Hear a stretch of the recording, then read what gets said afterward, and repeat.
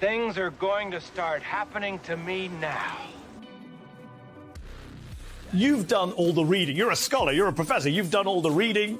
You've done the intellectual heavy lifting. More or less, eat shit and die. You wouldn't know a fact if it begged you all night long. Want to give the wrong impression because I am very high. Ran up behind him with a hatchet. Smash, smash, smash. Yeah. Care. I'm a libertarian. What I'm getting is, Did you vote for Joe Jorgensen or Trump? Who? Joe Jorgensen. That was the perfect answer. Thank you. That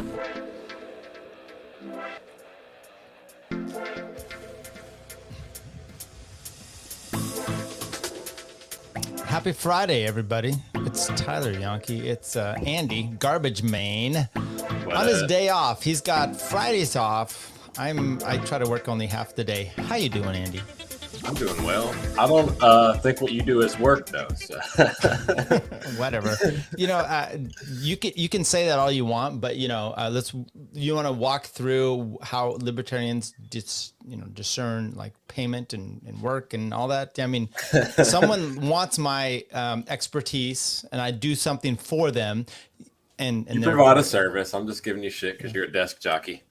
What's interesting? When I first started doing law, because I came into being an attorney later on my life. I was an engineer prior to that, and cycling before that. It was weird to charge someone for doing what I do, and I had to get my mind set on. It was kind of a weird aspect, honestly, but now I'm fine with stealing their money. Yeah, you're exploiting them for profit. No, but growing up, you do manual labor. I mean, that's for me. That's what I did a lot. You drive a garbage truck and you pick up cans and you know what you're doing. And it's like, okay, I'm getting paid for this. And mine is much more, in a sense, it's a little bit different. And I literally had to wrap my head around that. So, and I'm buzzed. Yeah, you could sit there for an hour on your hands and charge them $500 or whatever and not even do anything. Right. Now I don't. So I've gotten to the point where I don't even do advertising. And part of the reason and how I do that is when my clients are done, they're happy with, the outcome, and they're also happy with the money that they spent. And so then I get just referrals. It's just constant referrals. Word of mouth. And so, yeah. And so for me, it's like, it's not worth it to rip someone off a little bit to, if it doesn't work, because I'm just going to have perpetual business. It's bad business. And I am the ultimate, really what I do is it reminds me of golf, or even kind of cycling, which I'm into, is the ultimate libertarian aspect of like golf. I love it for that, because most of their money is made off of like their winnings from tournaments. So, you can have a little bit of a sponsorship, but okay, maybe, but that's not where you're getting your money. You're getting your money from winning. And that's kind of my thing too. I've got to like every day put out there in what I do. So I do love it for that fact. Yeah. Who would you say is the, what's the archetype for your toughest, what's a counsel that you're up against, or opposing counsel, I guess? No, it's always my client. It's always your client. My client is the worst and the best. So when I've lost trials and cases against people that don't have attorneys, simply because my client sucks and it's hard to get around the facts, and so, a good attorney can help in family law, but they only are like this morning I won an issue. It's called an ex parte, where a mother and us. You would love this, Andy. She filed an emergency order based on, dad abusing the kids, which is total bullshit. And I won it because she didn't do proper service. And I did it on a technical basis. I fucked her over on that because I could. And the dad wouldn't have known. What's the proper service? Well, in this case, she wouldn't serve me the documents in time. And so I'm like, okay. I didn't know what the dad knew what the issue was. It was that she said, "Oh, you abused the kids," which is bullshit. And I'm like, "You filed this emergency order. We didn't even know what it is." So my first thing is, I'm like, improper service. She never, and I included emails where I'm asking her to serve me, and she's like, "I don't have to do it." And I'm like, "Perfect. I'm not going to tell you how to do your job." So boom, there we go. We kicked it out, and we won that on a technical basis. So Get bent, deadbeat moms. yeah, fuck her. No, I got a good guy. I mean, anyway, we don't need to get into the family law situation as we always do, Andy, because that's what's passionate for you and me. But how you been otherwise? Been good, man. It's been a tough work week. Behind the 8 ball, we're short drivers and trucks. We've been dealing with the labor shortage in our field too. I mean, inflation just kills everything. So yeah. So I've always heard that garbage truck drivers make a lot of money. Now, that could be in New York, maybe in some of these other places. Is that a true thing for you, or do you do well for what you do? Andy. I do all right. I make like $40K a year. And I lost you for a second. It lost you too. So, okay. I think we're back. So I said I make about $40K a year plus whatever I make in overtime and decent benefits and shit. But I'm paying. I'm a single parent, so it's not really shit, and especially after taxes. Maybe it used to be a better job, but people don't even value getting their trash picked up. I do. People do in a way, but they don't even acknowledge it. You know what I mean? I've got maybe 1 or 2 people on my routes that I'll are regulars that will come out there and they'll bring me a soda to drink or some water or something like that, and say they really appreciate it. But back home when I was in Tennessee around Christmas time, everybody would leave tips out in the neighborhoods that I worked. And at Christmas time, that was a huge help to me, especially being a new dad. Yeah. And here people don't do that. And I don't know if it's because I work in an area that's dealing with a lot of people moving from California and your area. Now, you're the first person that I thought of you had said something last year about giving our trash pickup guy some sort of a bonus or a Christmas gift. My problem is that especially where I live, they probably do fairly well. They work for this city. It's a pretty affluent place. However, I mean, I'm really trying to. They're nice to us. They haven't had the dick guy that ruins your bins. And kind of a dicker, they'll get out, and sometimes if you don't set them just right. And so, what's the worst aspect you have of being a trash pickup driver, or whatever? I don't know what the fuck it is called. A garbage man. I don't want to call you a garbage man, but I don't know. I get frustrated with the repeat offenders, right? So I try not to be anal about it. Dead bodies in the trash. What's a repeat offender?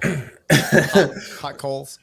I've never personally seen a dead body in the trash. I've seen some dead animals in the trash, but the truck I work in now, it's the robot arm. I used to do, and I occasionally will work on the back of a truck, and I would see it if I was doing that. But with the robot arm, it's a lot different.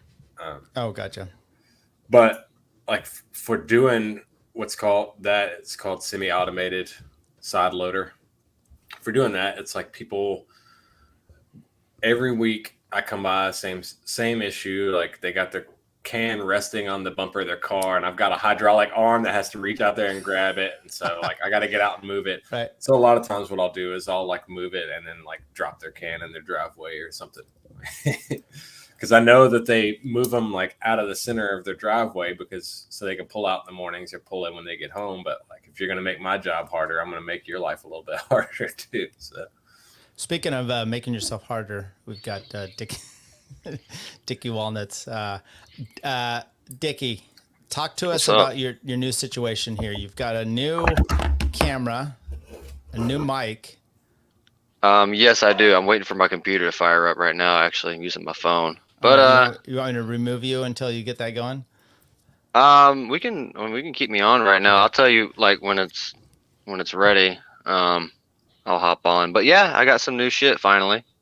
Nice little microphone here and a little webcam. So.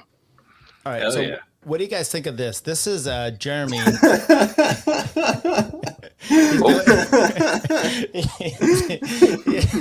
Sorry, he's doing a live stream with Ace. Let's join in that progress. maybe shit was rigged. They even think Rothbard is wrong because his whole thing, like, I don't know what they're talking about. participated in this journal, Left and Right, like perspectives on liberty. Okay, I don't know that I care, but Chris Chan. Shout out to Chris Chan. All right, so there we go. We'll join them in progress as we go on here. I've got a few other clips to do. Dickie, so why don't you shout out to whoever got you this camera and such? That would be Adam Nutter. Shout out to him. One of my favorite failed comedians. He owed me a solid because he skipped out on New Year's. He didn't want to make a long ass flight down to Pensacola, Florida, and stay in an expensive hotel. So, you know, I had to still be salty. But he got me some shit because I told him I was not gonna upgrade if I came on Cult of Us, and he kind of just got frustrated with me. So well, good stuff. I'm glad you got something. You know, I squeaky wheel shit. Right, and I was ready to send you some things myself. I had sent Cole a mic because he was really bad, and I'm like, you know, he's got a podcast he's doing all the time, so I did send that. And maybe I'll have to help out Garbage Andy there. What do you got going on with your tech shit? I don't know. I just suck at it. I got a decent mic and a webcam. So. Oh yeah, no. He's got an Oilers hat though, so that makes up for it. Right. I was a big fan of the Houston Oilers, and only a big fan of Earl Campbell.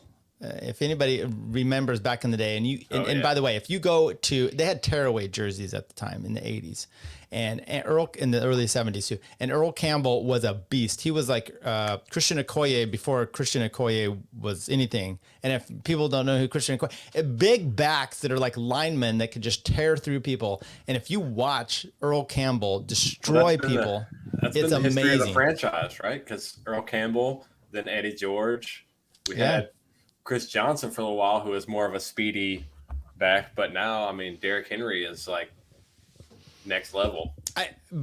But let's just, I just want to talk about Earl Campbell for a bit. And his career was shortened simply because he took abuse, and he would just punish people. You try to tackle him, he would hurt you big time. And it was, if you go and just Earl Campbell and watch him, his jersey's literally getting ripped off, and he's just destroying people. It's a thing to behold. I agree. Okay. Also look up Eddie George versus Ray Lewis. Classic. Okay, yeah, there you go as well. Why don't you tell me about? My wife was telling me, she goes, hey, did you hear about the Miami game last night? Evidently, the quarterback for Miami got a concussion last week, and he was allowed to play. And people were saying even before the game, hey, don't let him play. He plays, he gets hurt, and it might be trouble, like death. Who's got the upgrade, the situation on that? One of you? Andy does. I didn't watch. Well, I started watching the game. I watched the highlights, but then I came to do Porcupine. But I mean, whatever. If he wanted to play, he should have been stopped by the trainers and shit. Obviously, Miami is really trying to make a statement this year, so that's probably why they wanted to keep him on the field. But I mean, if anyone is to blame, it's whoever is the trainer or medical staff there. What's the situation with him now? I haven't looked at it today, but I mean, the tackle on him last night was pretty fucking vicious. Okay. Was it legal? Yeah. Okay.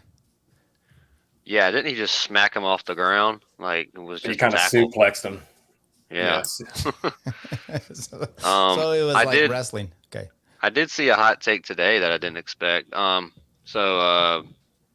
Greg Cody on the Miami Herald, I used to listen to him on the Dan Le Batard show. He had a take where he was basically just calling out all the doctors and other people that were chiming in on it, because you look on Twitter and there's a lot of people that are in the medical field but aren't into sports but were notified of this, obviously. And they were all, 99% of them were saying fire the medical staff, or at least punish the training staff, and he never should have played, blah, blah, blah. And so Cody said, basically, I don't give a fuck about the opinions of, people that have never been a sports doctor and are just chiming in when, other actual doctors and whatever told him he was cleared. So that's not something I expected to see, but, interesting. I don't know if that's a devil's advocate, but that's very It's a very hot Yeah, take I mean, compared you to what the assume other ones. you assume a lot of risk. I mean, football is a violent sport. Yeah. You go out there, like you can take a legal hit that's career ending. Here's a tweet one of my friends had posted up. This was before the game. So he's like, if Tua takes the field tonight, it's a massive step back for concussion care in the NFL. If he has a second concussion that destroys his season or career, everyone involved will be sued and should lose their jobs, coaches included. We all saw it. Even they must know it isn't right. And then, I mean, sadly, this guy is kind of proven correct, it seems like. That's Who a weird. was that? Go back to that. Who was that? Jesus. It said former WWE superstar. It's some doctor. I mean, he could put PhD on his title all he wants. He's verified. Former founding CEO of Concussion LF. Okay, neuroscientist, author, speaker, former WWE superstar for okay, whatever. I wonder who that is. Where did Dickie go? Did I lose him? He's probably got his computer set up. Yeah, okay. That first injury in the Buffalo game, like he got up and fell over, and it was tough to watch. So one of my friends is a doctor for the Sacramento Kings, and he used to be a doctor on cycling teams. So that's kind of how I know him. And I had an interview with him a few years ago, and he developed this whole concussion protocol for USA Cycling, and they're not following it very well. But as you can imagine, you have bike racks, you need to be done. So this is obviously concussion protocol shit with the NFL, and you'd think, especially with the CTE stuff. Is it CTE? I think that's it's pretty involved. And then just kind of things that are on the radar. If you watch the Rogan Dave Smith interview, they showed Cassius Clay, Muhammad Ali fighting in his prime, talking about it. And then today I was listening to this morning Glenn Beck, and he was talking to Bill O'Reilly, who had written a book about killing legends. Everything's killing with him. Killing my mood is really what he does. But he talked about Muhammad Ali, where he was pushed out to keep fighting when he never should have been by the what's the Farrakhan group, the Muslim or the Islamic brother. Anyway, they control them. If you wouldn't ask me, I would know. It's the Nation of Islam. Nation of Islam. There you go. Where they controlled him and they took a lot of his money and they kept having him fight. And his doctor said, "Don't do it." And basically he was like killing himself, but his brain is mush as we know it. So you worry about it. If you had a child, Andy, would you be having them play football? Well, I have a daughter, so no, no. But son, if I had a son, I don't know. Like, it's a tough call to make, really. And I wouldn't do it until like high school, anyways. Like I understand why people want to get their kids in sports early, just for the discipline factor of it, but it's not worth it to me risking that injury. I'd wait till they like kind of grow up a little bit and become athletic instead of just being little toddlers. So my daughter, oldest daughter, she's 19. She did cheer for years. So she was always the cheer program she was in. What they do is they cheer for, Pee-wee football all the way up through high school. So I was able to watch really crappy kids play football for years and years on end. And, and some of it, you're like, they're taking legit shots. And the problem you have with some of that is development of some kids really develop much faster than others. So you have, it's by age, it's not by weight as boxing may be. And some of these kids just destroy others. And, by the way, early on football, it's about which team has the least negative yards per 4 downs than the other. Dickie, you there now? Yeah, can you hear me? Yeah, we can hear you. Look at that am I too screen loud, protector. That mic screen windscreen you have there. That's huge. Have you considered moving the mic out of frame? Oh yeah, that's my. Oh shit! I can't believe we're the testing ground for him on this. Okay, so while we're doing this, I wanted to play you this. I listened to. I can't. You guys, I don't have any. Excuse me. I'm sorry. What was that? Dickie's in and out. Yeah, he's like a newlywed. In and out. That's all I'm saying there. computer up. We're gonna play some clips. You there, Dickie? Crickets. Okay. JC says young kids should probably just play flag football. I'd agree with that. My daughter plays flag football, and I just saw a news story, and it featured her school because they have a big flag football program. They're a small school, so they don't even have a tackle football team, and they're trying to vote in for girls' sports to be flag football, which is probably a good deal. So anyway, yeah, it's you don't get hurt as much. Anybody? Anybody? Just have one guy throw the ball. Yeah, I mean it's 6-on-6. It's really speed oriented. And Dickie, what are you doing there? You got shit going on? You joining us? Hey, I'm here. Can you hear me now?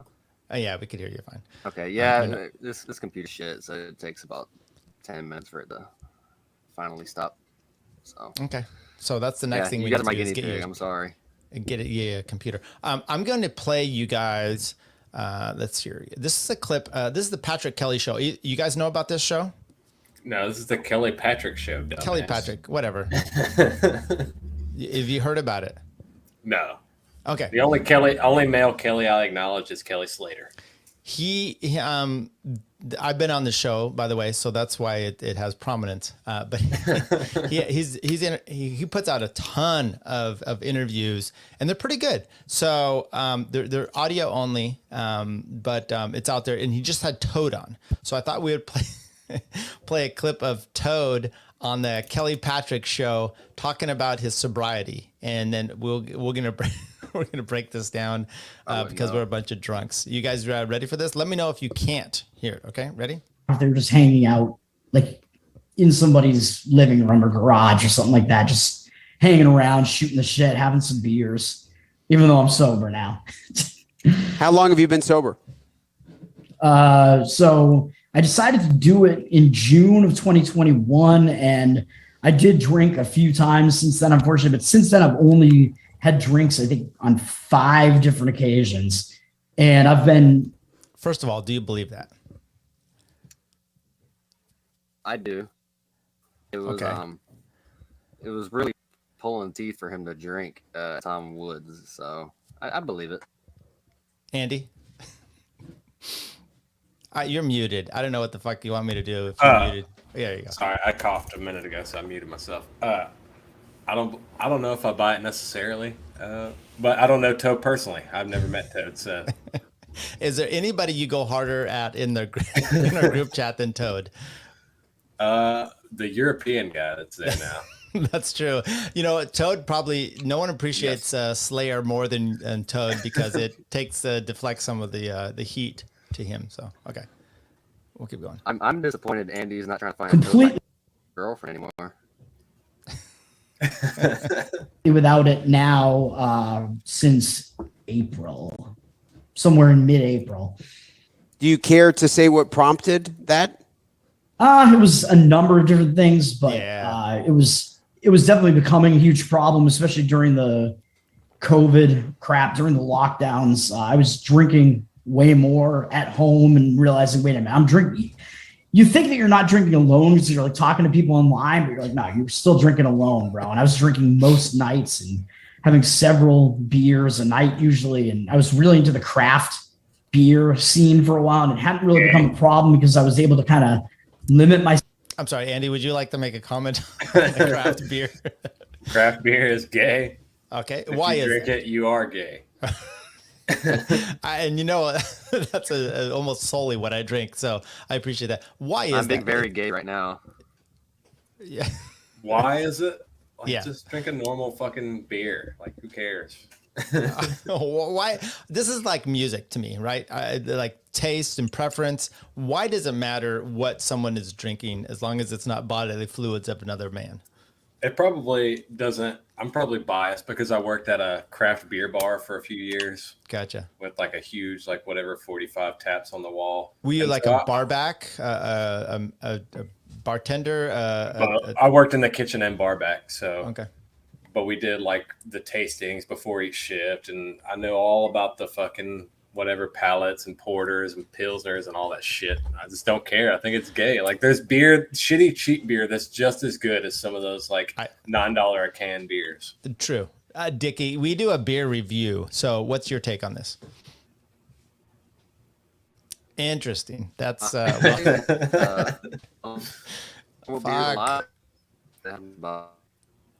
Here. Dun dun dun dun. A robot. I can't hear a word you're saying. He's at P-Nort's house right now. Right. But, Yeah. This All is right, next rough. clip.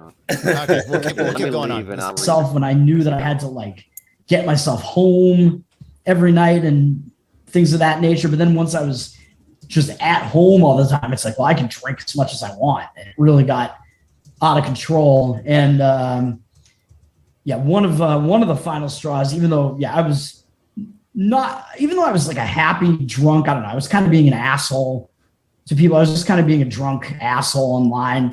Okay, so Andy, was this maybe when he had issues with you or not? No, not. I've never actually had any real issues with Toad personally. Are you kidding? He left our group chat and deactivated his account like 3 times. I can count on because of you. But that's just because I'm a really good bully. Like I don't. I find Toad to be endearing. I do. Okay. I think I know the situation he's talking about, but I don't really want to speak on it because it's not my place to say. But as someone who drinks at home a lot, maybe not as much as Toad, but drinking at home alone is cool, despite what's being said here.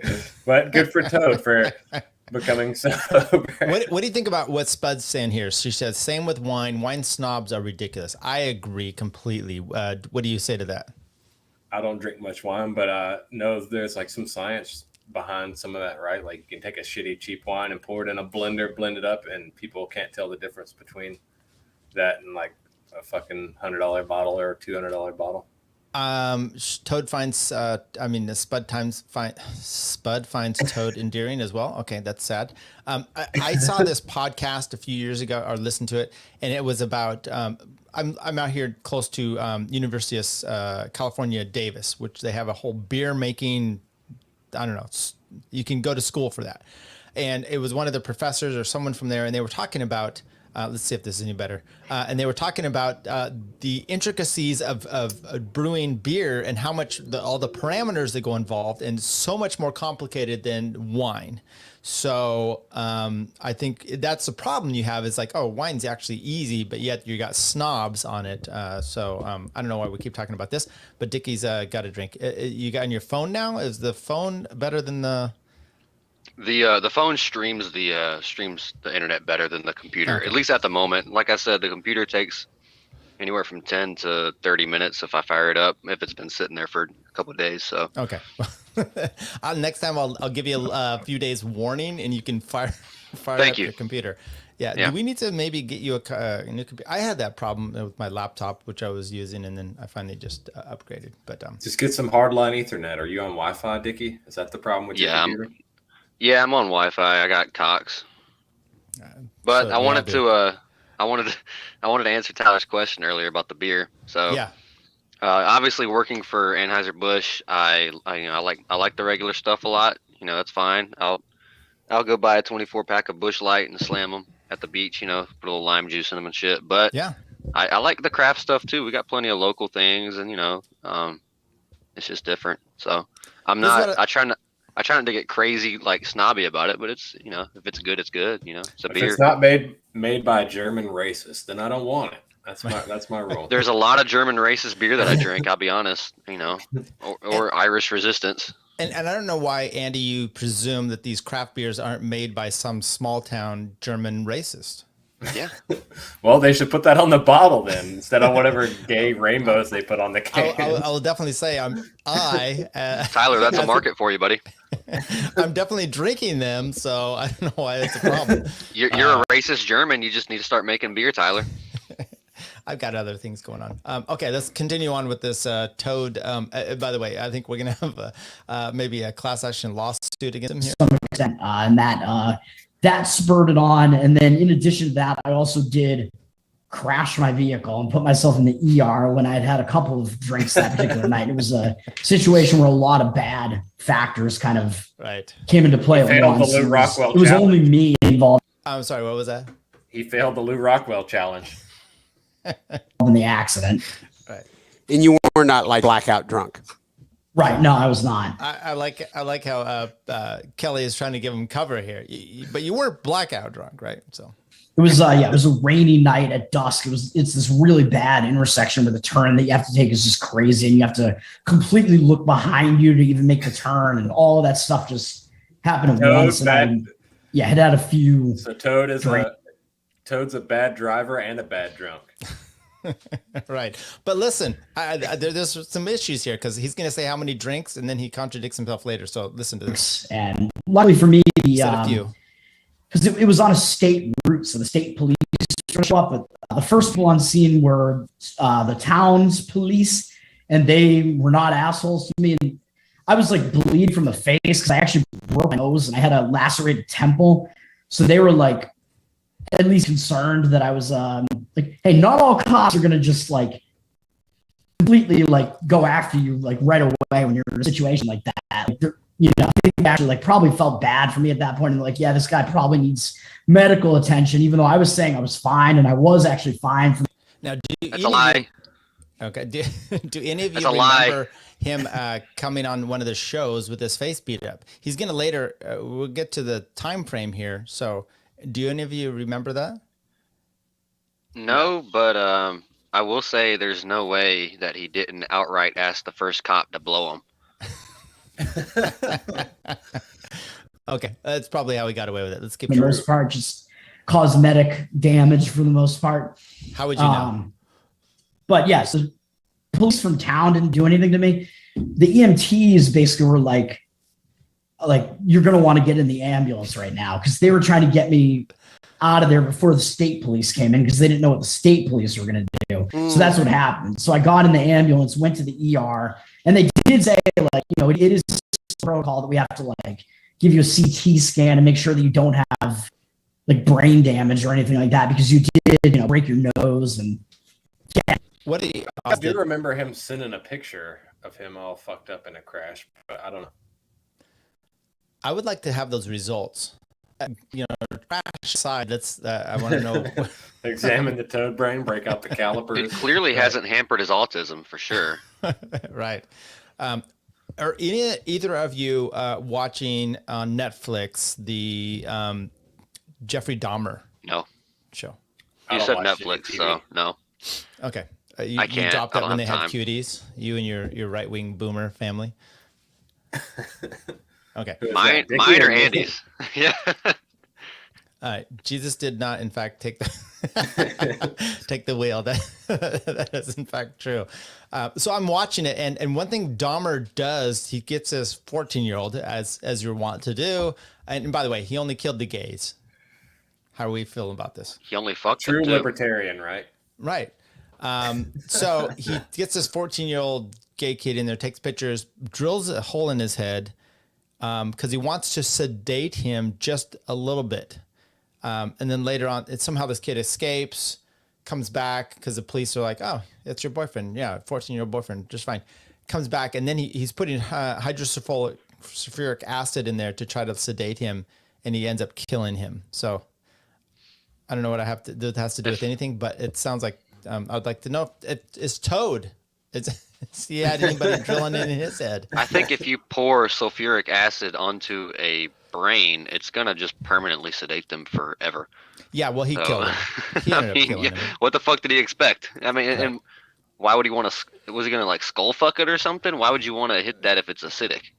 That's the real question. I don't know a lot about Jeffrey Dahmer because I'm not interested in serial killers because I'm not a white woman. But he does win the award for most creative serial killer. I only know him from the song "House of a Thousand Corpses," so I guess I'm a big fan. He killed a lot of gays. I don't know why you guys hate him so much. Okay, I didn't say I hated him. Let's keep going here. Ash your temple open, so it's like, all right. But the EMTs, I think, saved me from potential legal consequences there. And I was in the ER for 5 hours, like kind of worried that the state police were going to show up or something, but they did not. And it was a crazy night because it was the night that the mask mandate lifted in like May of 2021 or whatever. there you go. So that's May of 2021. We have at least a time frame. Does anybody? We should probably go back to Tower Power Hour around that time and see if he was beat the fuck up. I'm on it. Okay, They're all on Odyssey. So right? Yeah, they're everybody off was out YouTube. drinking that night. I went to the bar and I think I had three or four beers that. Okay, so just as a point of reference, I think earlier he said a couple, and now he's saying 3 or 4. If this interview lasted more, we only have a minute 47. I bet at some point we get to 6 or 7. Is that how much he's drinking during the interview? No, he said in this incident the night, he went out, he had a couple drinks. I went out, I had 3 or 4 drinks, maybe 6 or 7, but no more than 8 or 9. Well, you're a lawyer, Tyler. You know, once a traumatic event happens, it's hard to keep everything, all events in order. I think they checked him for his CTE. Apparently, he can't remember the story. Yeah. Okay, we're almost done here. Night, which doesn't put me in a state where I'm totally, I'm like feeling it, but that's about it. So there were a lot of things going on that night, but I think in the ER, there were a lot of people in the ER because I think there were a lot of people committing DUIs that night. So a busy night. Well, I'm sure you got some medical bills from the ambulance and all that fun stuff. I'm happy that you did not also get like court costs and arrest type of things. Yeah, I had insurance, but the insurance did not pay for very much of it because they do test your blood, and they said there was, as if they say there's any alcohol in it, the insurance is like, nope, we're not going to do anything. Wow. So actually, I think I think medical insurance did still cover most of it, and then the vehicle insurance didn't cover it. I think is what happened. I'm trying to remember. I think that's where we'll end on that one. So, what do you guys think of Toad's admission there to criminal activity? What is the statute of limitations on that, Tyler? I don't know. I don't practice it. And also, was Toad being based? No, because he wrecked. For once? Oh no, he wrecked. Exactly. He wrecked, and he snitched on himself about it. So yeah, you're right, Andy. Thank you, Andy. The most base thing there was the EMTs trying to help him out, I think. Yeah, and that was a good move. Yeah, you got to like that. I like that. I mean, I don't know. So I thought that was. I listened to that today. It was actually a pretty good interview with Toad. And so go check it out, people. I enjoyed it. And you're the podcast reviewer, so aside from Toad's snitching on himself, what else do they go into in that interview? So Kelly Patrick, by the way, does a good interview because one of the things he always is acting like on his show, like, hey, there might be people listening to this that have no clue about libertarianism. So he kind of makes you describe things. And so Toad, by the way, if you listen to Toad, it was an interesting interview with Toad. He talked about his sister, which if you watched Tower Power the night they said they had photos of her. But she went from like a lefty to a hating Biden in just a span of a few months because of COVID. It's he also described, as my wife said today, she goes, why does he go by Toad? I'm like, interesting you say that. He actually talked about that on the show, on the interview. So if you want to do that, go check out Kelly Patrick's interview. Yeah. One thing that Kelly asked him, he's like, hey, if you want to have someone read a book and libertarian, let's say you're a lefty, let's say you're a righty, and let's say you're kind of libertarian, what's a book that you would have for those 3 scenarios suggest to someone? So what do you guys, what do you think? Andy. A book for a lefty, someone who's like a centrist and someone who's already on our side? A lefty, someone from the Democrats, someone from the Republicans, and then someone who's a little bit more libertarian leading. What kind of book would you have for each one of those scenarios would you suggest for them? And I think the hard one is a lefty. What's the book you would have them read as a lefty? What kind of book would you have them read as a lefty that might be getting them interested into libertarian, or for you to, it's probably Mein Kampf, I guess. Something like that. No, I don't know, man. Obviously, like Anatomy of the State is what everybody recommends as the intro, but also like I don't know what it takes to persuade a lefty anymore anyway. So Right. I would just tell people to read Hoppe. Well, and that was he went into Democracy, the God That Failed. That was kind of Toad's semblance of book that you should read. So yeah, Dickie. Hell yeah, Toad. You're asking me to recommend books. I can recommend the 19th Amendment and its consequences for anyone interested in becoming red pilled. That's all I can say there. By the way, every Friday, excuse me, every Friday I listen to Glenn Beck specifically because he has Michael Malice on, and it's an interesting thing. He always has Bill O'Reilly on, and then right after Bill O'Reilly, it's Michael Malice, and it's just this complete. It's the most bizarre thing, but it's epic, right? Because you get Bill O'Reilly and then you get Malice. So Malice, he says today, hey, did you happen to see this tweet by this women's march talking about, basically jumping down, hey, up and down about promoting abortion? And Malice says, well, did you see my quote tweet, which was repeal the 19th Amendment? And I was like, oh, there you go, Dickie. And I saw that. Beck loved it. And what do you guys think about Dickie's 19th Amendment repeal? What do I think about it? Yeah, is it going anywhere? I mean, I enjoy this new version of Glenn Beck. Oh yeah, Scott Horton for a lefty. That actually reminds me. I was gonna say this, but I forgot. War is a Racket is actually it's kind of specific, but it's a very good intro to any normie who has any War is a Racket by Smelly Butler. Okay. Are you familiar with that one? I've heard the name. I haven't read the book. I think Dave mentioned it on Rogan the other day when he was on. I can't remember, but I first read it last year on Memorial Day. I was kind of just perusing the military area libertarianism because everybody was giving their hot takes on Twitter. It's a very short book. A portion of it is from a speech that he gave. He's one of the most decorated Marine officers there is. I think his career started from. Oh, you got the Wikipedia right there. Yeah, he served in World War One, and the book was written like Weimar Republic, right at the start of World War Two, and so he kind of alludes to Hitler and other leaders, and talking about how we're on the verge of another global war, and this is what they stand to profit from it. And he went into World War One, which was in the 1910s, and he talked about all the new billionaires that were created out of that war. And he goes into little details about other things, money that gets wasted, money laundering. It's very, very comprehensive, but very short. So it's a very simple read for somebody who's new. So I always recommend that. Yeah, I don't know. I think for me, like if I'm recommending stuff, I want people to come at it from an economic perspective. I know that like the social issues like war and stuff are important. But if you don't have the economic foundation, to me, those people never end up lasting. They might agree with your anti-war take, but they don't understand the foundation behind it. So I don't know. Economics in one lesson, Hazlitt is great. And I'm hoping to eventually check out Per Byland's new Austrian primer book. But I'm on a shoestring budget, and half the time I come home and my mail has been stolen, so I can't get any books unless I find them used at the at the store. Books should be safe. Yeah. Well, they'll just see a package. They don't. Right, they won't be able to tell it's a book. Maybe you should get a P.O. box.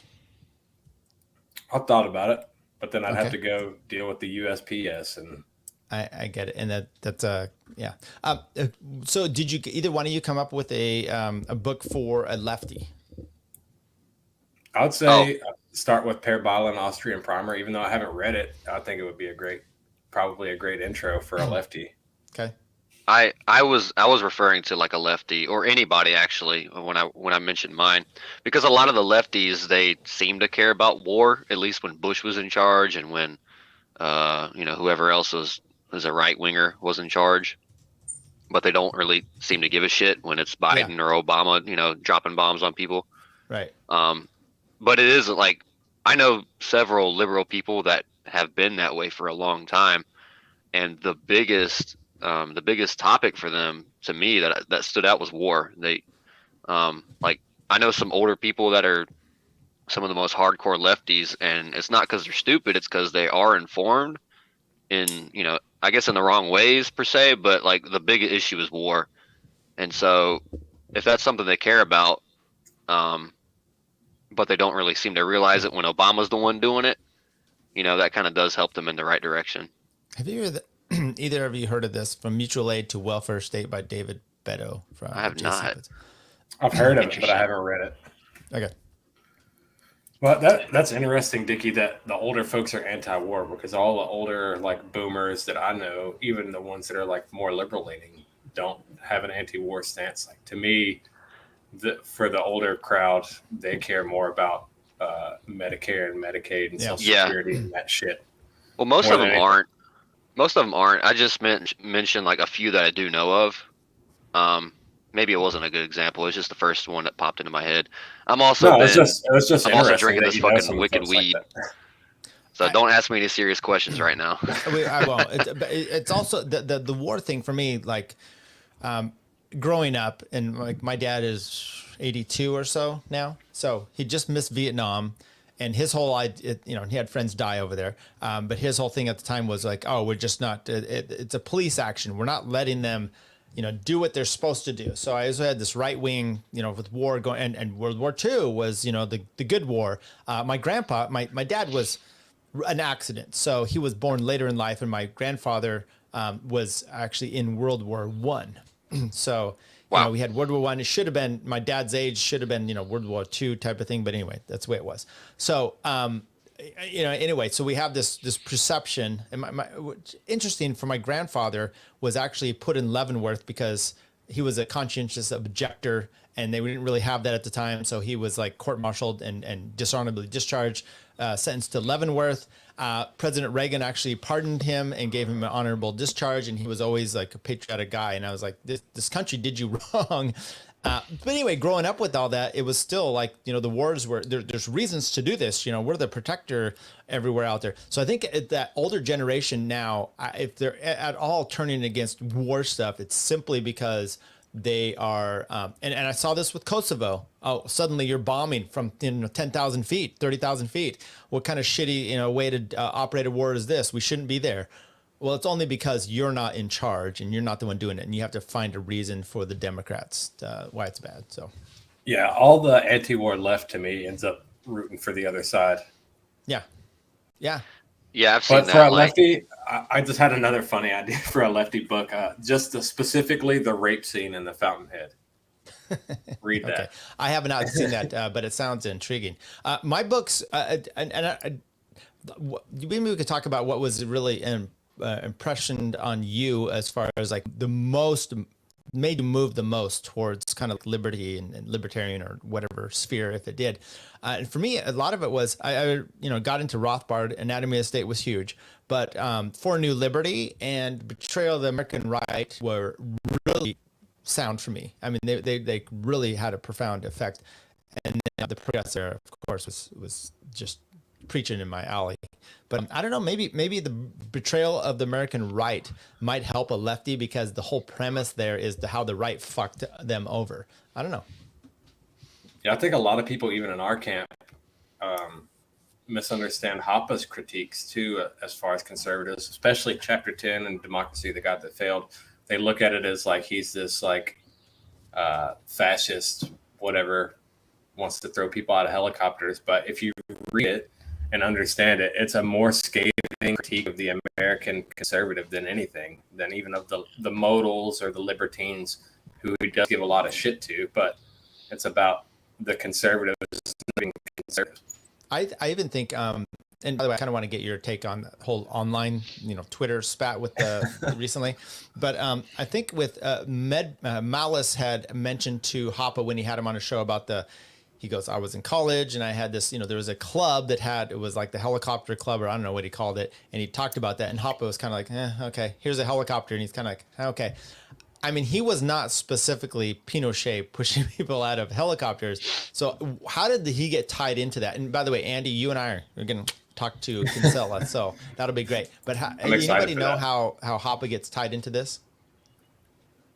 Because it's a meme, right? Like, this is started as a meme, like physically remove someone, it's like, okay, like we can joke about that shit, but there are people out there who take the meme serious, you know what I mean, and misunderstand that he's talking about social ostracization and basically putting physical distance between yourself and these types of people.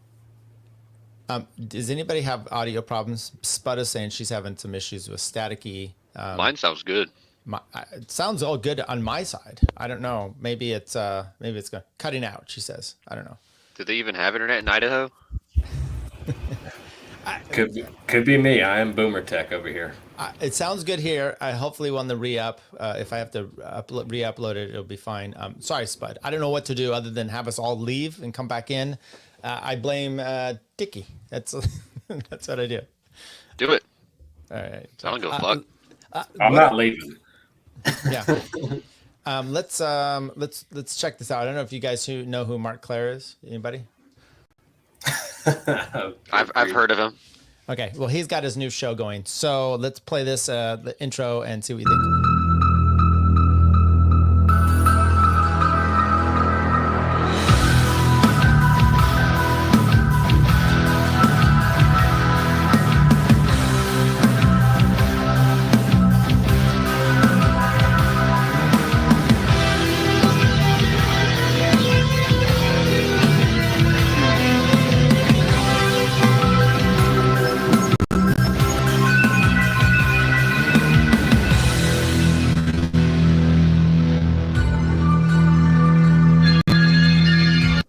Okay, Andy, what do you think about his rebrand? Is that a full album? And I don't know. It's trying to keep. He continues on here. I don't know. Hello. There you go. Okay. So, yeah, it's just his intro. What do you think about his rebranding? I don't know. I never listened to a lot of Mark Claire. The last Mark Claire thing I listened to, I went back recently and listened to his interview with Kinsella. And that was a week or two ago. It was pretty good. I'm more interested. Like it was kind of more like a straight interview, like what you've been up to, how you've been doing, and all this stuff.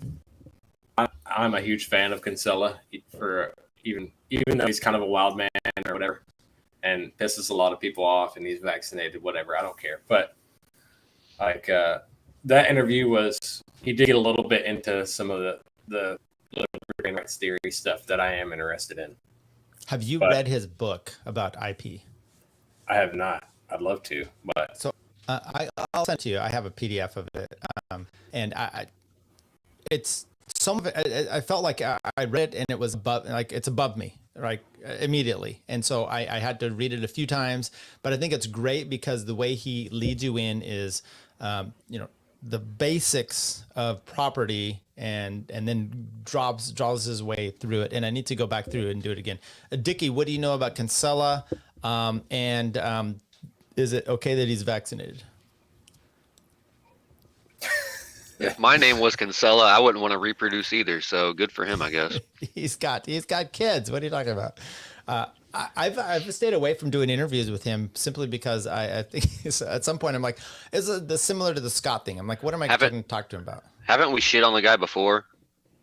I don't know. I think when we were doing, I haven't. I don't know who he is, so maybe I'm thinking of someone else. He has a really great debate with Bob Murphy as well on argumentation ethics, and I've kind of been trying to get more into that stuff. So I mean, I think it'll be interesting to listen to him. He's going to come on our show. So yeah, Andy and I are going. Andy, well, I apologize, Cancello. I'm sorry for what I said, bro. I don't know. I got you mixed up with someone else. We disavow Dickie, but no, disavow Dickie. Kinsella is the logical heir of Hoppe in the libertarian tree. Mises, Rothbard, Hoppe, and then Kinsella would be under.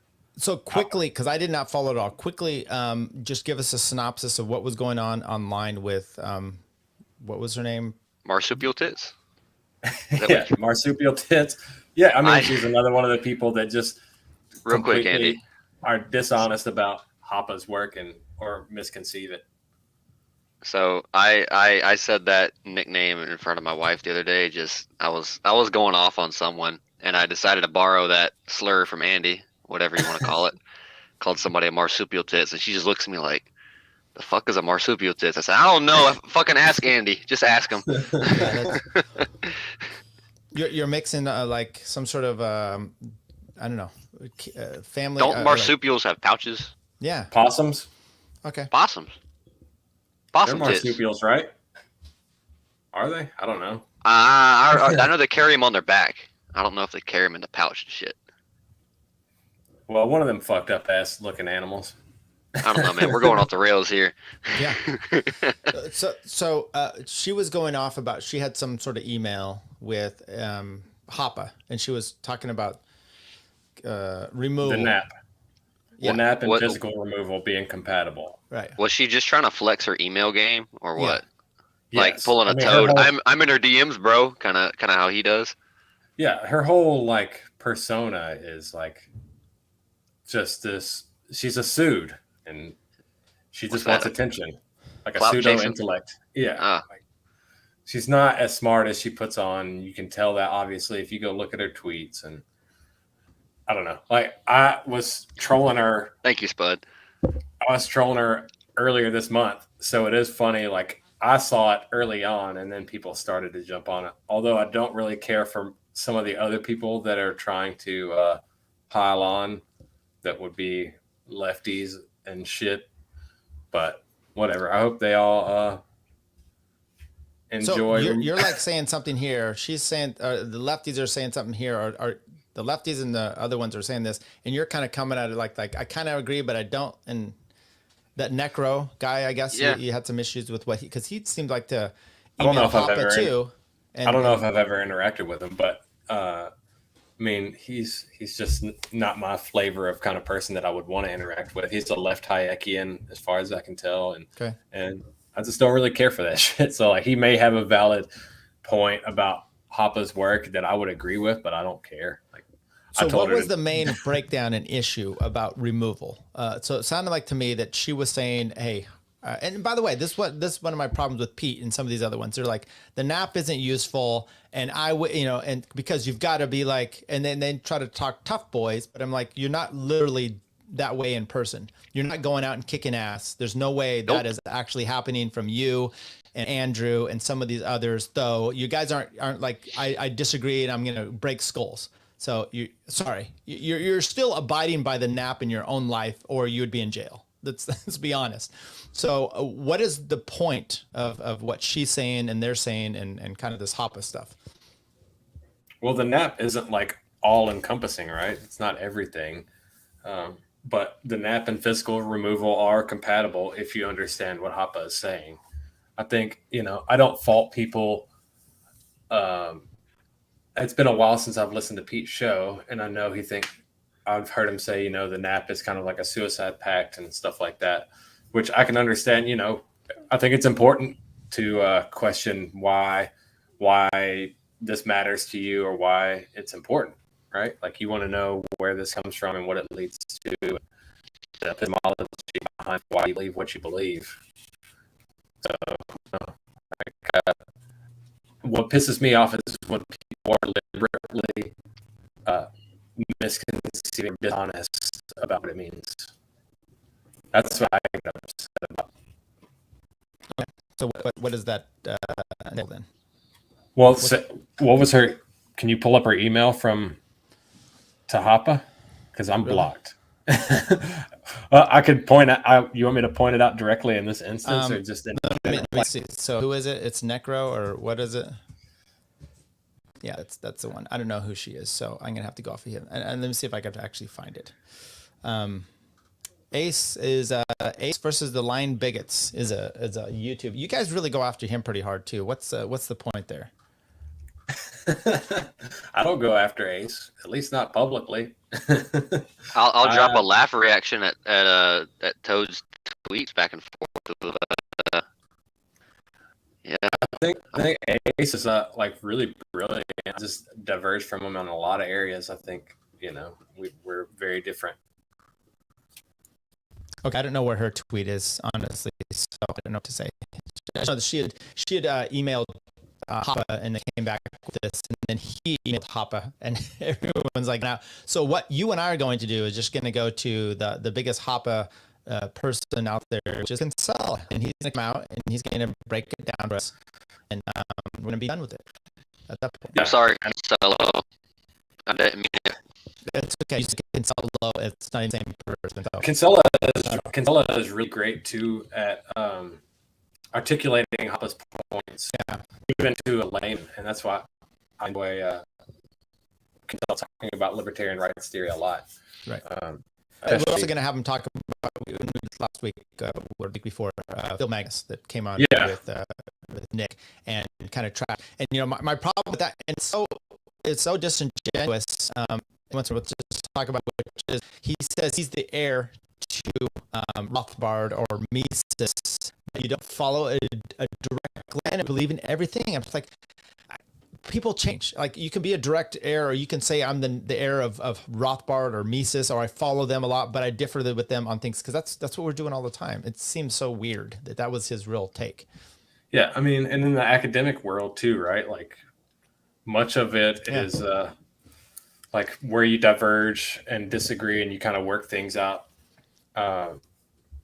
from your tutors, pretty much. There is logical conclusions to follow, and there's people who can write scathing critiques, and you get to choose what you want to believe in. Right. Like in math and physics, we have Newton, which is almost everything in a vacuum. Like you'd say without, the simplest form of how to break something down as far as like force and whatnot. And then you have to go a little deeper. And sometimes you have people that think a little bit more, deeper. And you got Einstein, who started to have relativity, and you start to understand that there's more than, there's other things that come into play. So you can do that, and you can have these thoughts, and you can think beyond the original thinker. I mean, I still think you can be. Mises laid the foundation, and these guys just took it to the next level. Yeah, right. Or like it's the whole idea of like we're different thinking, right? Thomas Jefferson may have a lot of things right, and you may believe that, but you may have a different feeling of like slavery or banging your slaves. I know that's another. So you can have a different ideas about some of those things. Dickie, what's you seem to be falling asleep there. What's a podcast you've been listening to this last week? Since that's what we're well, as usual, Joey Diaz, the joint with Joey Diaz's joint is a good one. Okay. He's a funny guy. He's hilarious, and he's accidentally inspirational. So if you ever need a little pick me up, go check that out. You'll laugh, and he'll tell some stories about. He has the best stories. I don't understand how somebody can have a life that is that fucked up yet hilarious at the same time. But it's the storytelling, I think, is what makes it. I think so. He's just good at it, And he talks about Puerto Rican Nelson, who's a little pedophile that lived next door as a kid. He's told that story about 80 times. What the fuck? Sorry, I was trying to look at some different podcasts. Maybe we could just join in progress here. Keep going. But yeah, that's one I've been listening to.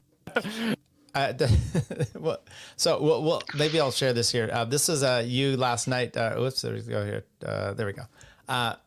On Andy, you were on the Porcupine podcast. How did that come about?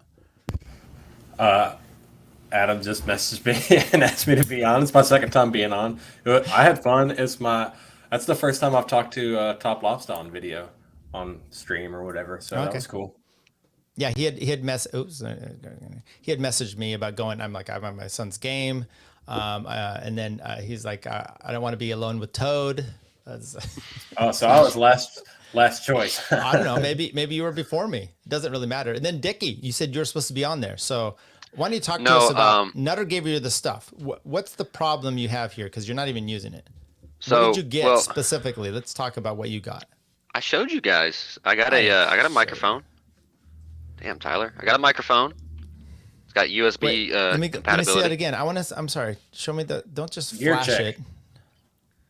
Gosh. Gear check. Come on. Fuck. All right. So this is a. Okay. What is it? Aokeo. AOKEO. That's how it's spelled. Microphone. Okay. I probably USB should get a little mic? sponge for the top of it. Yeah, USB mic. Pretty cool. From the little bit that I tested out, I guess it works pretty well. I just gotta put a little sponge on top so it's nice and, nice and soft. You can and put a I sock have on there. a sock. I put a condom on it like the news anchor lady. Right. And Or this pantyhose works well too. I'm not kidding. this That's what people little- used to do back in the day for pop filters. Really? Okay, Yeah. might give it a Back try. in the day. Jesus Christ. I don't, and I got a little webcam here too. I had a nice webcam back when I worked for Navy Federal, but then I obviously had to give that back. But yeah, he gave me that. Once my computer is either if I get a new computer or let that thing fire up for an hour or two beforehand, then hopefully I can use the stuff pretty efficiently. But I've been on a show before actually. I've been on the Porcupine once or twice. I think I went on with Cole one time. But the Cult of Us is what I was gonna go on. So hopefully soon. So, yeah. So do you have a desktop or a laptop? Laptop. I've had that bitch since like senior year of high school. So that's 2016. That might be the problem. Yeah, it's old. It's old. I just haven't had the need to get a new one for a while, other than podcasts. So just haven't done it. All right. Well, get your shit together, and then we'll have. I know. I'm sorry. I'm poor. Actually, the phone seems to work fine. What's the headset? Is it hooked into the phone? I'm trying to figure out what the headset. Yeah, just plugged in the bottom of the phone. All right. Yeah. Yeah, it's all good. I don't know what. Okay, so either of you want we to play some clips of any shows, or should we just be done with here? I mean, I need to go eat. I'm gonna go eat dinner pretty soon. I so I might have to bounce. Okay, I appreciate you showing up here on this Friday. You want to plug anything before you head out?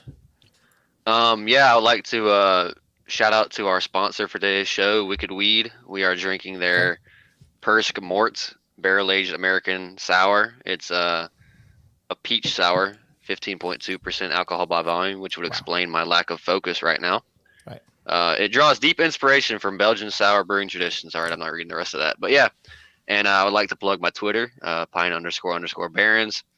Whenever I'm not in the bar, I'm watching Tower Gang and getting clips together and making cool little videos. So hopefully soon I will get off my ass and actually do that. All right. But yeah, that's it. Is that 2 underscores you said? 2 underscores, double underscore, yes. Why? Yes, sir.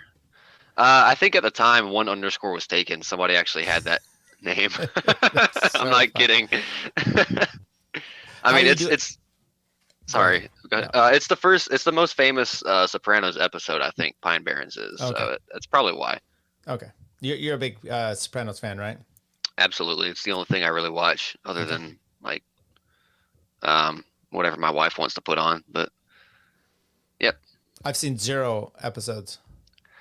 We should review that, Tyler. We should watch an episode. You, me, and Duke Chastain from Swamp Creatures. He's a big fan. If you want to, I can get into that, but it's a bunch of fat guys from Italy, a third world country that got defeated in Second World War and then flipped sides. I don't know what you want me to do about this. Tyler, aren't you German? Yeah, but it took us. We didn't flip sides, young man. There's nothing worse than a quitter. There's nothing worse than a quitter. I mean, yeah, they would have quit earlier, but Hitler really just, got Mussolini into a room for a few hours, and I don't know what he did to him, but. No, Italy's great. What did you think about and I watched today, by the way, Nick Gillespie, Zach Weissenmuller, and Jonah Goldberg talking about the election in Italy. And it was actually pretty interesting. What did you think about the new whatever she is over there? I don't even know. Those guys have some funny last names. But I liked her speech. As Andy points out eloquently, she is a woman and a politician. So, I mean, you can trust her only so much. And she also kind of came out in support of Zelensky and Ukraine right afterward. But it was a good speech. I mean, I don't know anything else about her really. I hope she backs it up. That'd be kind of cool. Andy, what do you think about it? I thought it was a good speech. Obviously, I like that populist rhetoric where you're talking about the family. I wish that was the allowable narrow window of argument instead of all the other gay shit. But okay, can we mention this? No, I'm sorry to cut you off, but who was was it LPNH that said something about family, or it was that kind of populist stuff? And then all the loser brigade kept, are you going to say blood and soil next? I fucking hate when they make an issue out of that. But sorry, Jeff go ahead. Dysted said something like that. So I think that's kind of, they keep pulling that up. she had said something along the lines of that. She also said something about financiers, and that's what Nick was saying. We're like, oh, this is a dog whistled about Jews. My problem with all that is we are getting a translation from Italy. Do those words specifically mean the same thing to her as they might mean here? I do a lot of cycling news as an example, and you get people from all different countries, and there's this translation that comes through, and you can't hinge on every specific word like you might if Alex Jones is saying something, right? Because our language means the same thing to us, but it doesn't necessarily mean the same thing. So when she's talking about that over there, is she specifically dog whistling in her own way about the Jews? That would be my problem. You hope. Okay. Even if she was, like, who cares? Like she said, the translation, right, is financial speculators. So if Nick is adding his own interpretation that financial speculators now means Jews. So that's on him. He's invoking the diamond shitter story. Well, he's just reinforcing my the question, stereotype. though, is like, okay, you could say, rootless cosmopolitan or whatever it is, kind of means something here. Now, but does that mean the same what she's saying, and does that translate over? I don't know, and I don't know. And by the way, my comment is, who fucking cares? And this is kind of what Jonah Goldberg said. He's like, to the most extent, can I still travel over there? I mean, is that, can I still go to Italy? Who fucking cares? It's Italy. Do I have to boycott the Sopranos? Like, come on. Right. That's like saying we have to uphold the banking cartels because the people involved are some disparate minority group. Like, who cares? Like, I don't give a shit what group. I got to stop watching Harry Potter now because of the goblins. Damn it. Oh, you should anyway. Okay. Wow, that's Tyler Hobbs. Flat, very looks flat. Let me see if I got the. Oh, that's the wrong one. Okay. Tyler Hobbs. It looks like the LPNH has been hacked, and he is now. Good for them. What's going on? Finally. I'm getting people saying something about Tyler and all this and that, and I'm like, I am the only Tyler. I mean, I'm like, it's Prince. It's just Tyler. So what's this deal with Tyler Hobbs, and why is it bothering me? Before we do that, I gotta go, guys. Love you guys so much. Love you. See you out. Bye. Later, we'll Dickie. be out here soon. But Andy, what's your take on Tyler Hobbs? It seems like a great guy. Let me know where I can sign up to join up the Tyler Hobbs caucus. I don't think that's the way you should have been to say this. So Spud is. Let me see if I could get this. Maybe our whole thing is off here. She sent me a thing. Let's see if I can share the screen here. Yeah, I don't know if I should. Okay, she's saying this is what I'm hearing. The heir to Rothbard or Mises. You don't follow a direct line and believe in everything. I'm just like, people. Okay, well, we may be fucked over on that. You got low bandwidth, huh? You need to do a bandwidth check. It might be on me. So check my knobs, and I'm recording this either way, so we'll be fine. So, okay, well, maybe that's what we have. Andy, Tyler Hobbs. Finish this off. Greatest libertarian alive. Who is he? What's the deal? I don't know anything about him. You said it's bothering you? I don't know. It's just that it came about. So it's Top Lobster tagged me. He goes something about Tyler should be shut down. I don't know what he said. Something about like pathetic Tylers, and then he tagged me in there. So somehow I'm drawn into this. I don't like it. I don't want my name to be like a Karen. That's my point. Well, too late, Whitey. Okay. I'm fine with you and Mr. Hobbs squaring off in a cage match if that's what it comes down to. Okay. All right. So they got hacked. I'll just say my connections to the LP in other ways. We reset passwords that were not hacked, but it looks like the LPNH was hacked. That seems like a pretty. No, it was the LP National. Yes. Oh, sorry, not NH. LPNH seems to be like the go-to for everything now. But you're right. LP National was hacked. It seems kind of sucky. I don't know. What's his name up there? O'Donnell seemed to be taking offense to it. Like, oh, if this can be hacked, everything can be hacked. My info is out there. Black helicopters. He's gay and he wears open-toed sandals to formal events. So, what do you expect? Okay. I don't know what to tell. Do you wear open-toed sandals? I'll wear like slides around the house, but not if I'm going out. Like, I'm not involved in politics, but if I went to a fucking state convention or something, I'm not wearing open-toed sandals, bro. That's probably true. What's your take on cankles? Cankles? Can't be good for your health, right?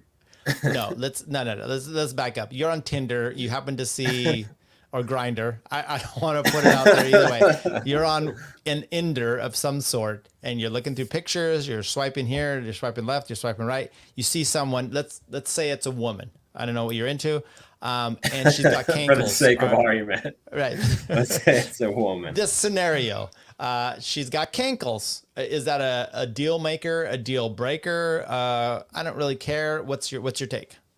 The only chicks who put full body pictures where you would even be able to see their ankles are going to be hot chicks anyways. Or is this like the overconfident fat slobs who shouldn't be dating in general? Okay, so you keep shutting me down. You see someone with cankles. Is it You're trying to give me. I want to know, is it a make or break? For me, it's a break. That person probably, I might take an axe to them, just out of common courtesy. Are we talking about dating, or are we just talking about like just motherfucker? I'm talking about, how do you feel about cankles? Is it going to be a turn on They're or gross. turn off? Okay, turn off, that's for all. Sure. That's all we needed, for Pete's sake. That's all we needed. And it should be universal. This is why Hillary Clinton wears those pantsuits. Yeah. I'll be challenging Dave Smith in his presidential campaign, and I will run on cankles and how gross they are as part of my platform. Okay. Was that so hard? Why are you being a politician? Something that's all I needed was an answer for this relevant question. And by the way, if there's women out there and you're interested in Andy, by all means, look him up. If you have cankles, just fuck off. Yeah, follow me at Anarcho Toad on Twitter. By the way, in his interview with Kelly Patrick, he did give a shout out to all women, so he's on the prowl. Yeah, follow me at Anarcho Toad. That's me, and DM me as much as possible. Really, I can't get enough attention. Okay. All right. You did give a shout out from me the other night. I think I went. So I've been hovering right around 1,700 followers on Twitter, and then I went to like 1,710, and then I crashed to like 1,690, and then I was coming back. I don't know if it was a bot issue or what, but or they were actually reading my tweets. You gave the shout out and you popped me back up. So I appreciate that. You're welcome. Yeah. So what do you got going? I'm 1706 now, Andy. What do you got going on that we should know about? Not shit. My baby mama has COVIDs. And so I got the weekend free. Might go get me a cheeseburger and a cold beer and just chill. I don't know. I was listening to I've been wanting to dig more into some of the early progressives, and I found some stuff on Robert T. Ely or whatever. He was one of the first like academic progressives. So I was kind of getting into that earlier today before I took a nap. Maybe. Okay. Good for you for taking a nap. Dickie probably could have used that. He somehow just bailed on us. What maybe you and I should check into some sort of new book or something, or so that we could talk about it. Anything that you are interested in, basically having me join in a book club type of thing. Maybe not, but yeah, I'd be down to do that. I just finished Thomas Sowell's Cultures and Migrations, the audiobook, which is one of his bigger books, but I really enjoyed it. It was tough. A little tough to get through at first once it got to the Chinese chapter, because I'm like, I don't care about Chinese people. What? It was in Chinese, or it was about the Chinese? It was about the Chinese. Oh, okay, because that does make a difference. You're right. But I got through it. I enjoyed it. I learned a lot. But I got to be careful sometimes, because I get excited when I finish a book and I like want to talk about it, but then I realize half the people haven't read the book I'm reading, or just like I got to give myself a brain break before starting the next one too. Like it's hard for me to go from one straight to another.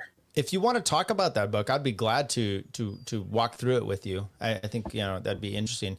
I have not read it myself. Is that the one you posted on your Odysee in like 16 hours worth? Yeah. let's do a different one since I've already like read that. It's like this is behind me now. If I want to go to it, like I need to sit on it for a little while. If I want to go back and discuss it, like that moment for me is past. But I've started reading or listening to Vision of the Anointed. Okay, this is another great Thomas Sowell book. If you want to start that one, I actually have that. I found it in a used bookstore years ago, but I don't know. I have to dig through it in the garage, so possibly. The audiobook is free on YouTube, and I'll probably go. rip it tonight and put it up on Odysee, so you can listen to it with your phone screen locked while you're cycling or whatever. Right. I did go for a ride today. What are you doing for your health, Andy, to make sure you're there for your daughter years from now? Eating gas station food and smoking lots of cigarettes. Why? Why are you doing that to yourself? Well, I don't have a wife to cook for me like you do. Okay. Well, so, you know what? There were many years there. I was a single dad before I found my wonderful wife, and I had to make food for my kids and myself, and it was rough. So I'm with you. I'm poor, and I'm also a single man. So half the time when I buy food, it's like goes bad before I can even get a chance to eat it, especially working 12 hours a day. And if I come home too tired, sometimes I don't even have the energy to like make a meal. So I guess I need to start getting into the meal prep shit or whatever. Yes. Yeah, you do. Okay, well, shout out to your wife and your dog in the background. You hear that? See that in the background? That's kind of her way of saying, dude, food. Okay. So we'll cut things out here. So maybe you and I too can get a hold of the Kinsella. I'll send you the IP book because I think there's a lot of good stuff in there, and then we could kind of go off from there. So we'll have Stefan Kinsella is coming on soon. Nick got back to me today. Okay. And he said, no, he would be interested. He's just been very busy. And if you've watched Nick Gillespie online this last week, he's been on a ton of different shows, live shows, debates, So I get it. I don't want to have to embarrass him online of saying, no, he said he'll come on to it. So we'll have that coming up soon as well. And then we'll do a Kill podcast. Have you decided on who you want for our guest? Like the guest of honor? Yes. I don't know. I said Wiggerty Lockdown Clint. Okay. I think he'd be a good fit, but I don't know. There's plenty of funny people out there. You got anybody in mind? We'll work on that. I know Josh Smith. We need to have him come on as well. So that'd be great Josh, too. There's Clint, Brian McWilliams. Maybe. What about Robbie Bernstein? Robbie Bernstein would be awesome. Okay. He does not. Scott would even be fun. Scott Horton. Yeah. If he would ever want to do that, if he had the time to do it, or patience to put up with being ignored and shit. Right. Okay, that's what I got. Tyler Yonke, check me out on Twitter. Check out Garbage Main on Twitter as well. He's battling all the babes and the e-thoughts and babes and the and the gay men. So that's what Andy's lot in life is. Anything else before we head out, Andy? No, I'm good. Go enjoy your dinner. All right, thanks everybody. Libertarian Lock. What are we? Libertarian podcast review. We got Tyler and Andy out. Okay, I'm leaving now. Bye, guys. But she's back. And now. Chick-fil-A is completely overrated. It's not that good. I prefer Zaxby's. I prefer Popeyes. Takes a tough man to make a tender forecast, Nick. And I guess that's me. Keep fucking that chicken. Should I vote for Dick Cheney on the Libertarian Party? Do I have an obligation to vote for Dick Cheney? I would say so. Yes. Did it work for those people? No, it never does. I mean, these people somehow delude themselves into thinking it might, but it might work for us. That one dude was like, not a podcast. I can't find it anywhere. And they don't have video. Oh, yeah, Peter Janke. Yeah. Yeah, I blocked him. I'll do it. If he unblocks me, I'll... He'll buy your shirt if you unblock him, Bert. He's a wigger. Yeah, nothing cooler than a 49-year-old wigger. I just started live streaming. Cut me some slack. I'm pretty high tech for a boomer. But anyways, boomer.